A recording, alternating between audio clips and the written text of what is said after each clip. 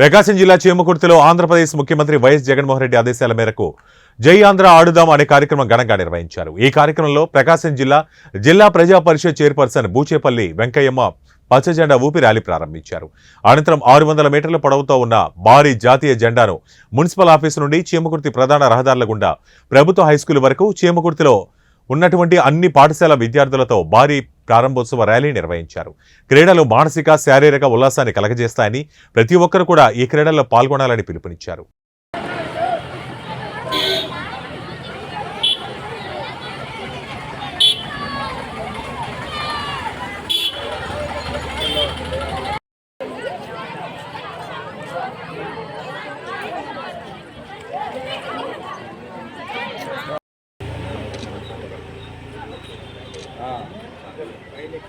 గాలికి బాగుంది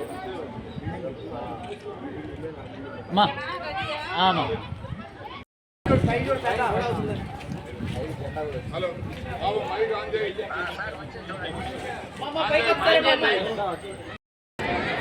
ఆడుదాం ఆంధ్ర అనే కార్యక్రమం భారీగా ర్యాలీగా 1 కిలోమీటర్ శోభా గారు పాల్గొన్నారు.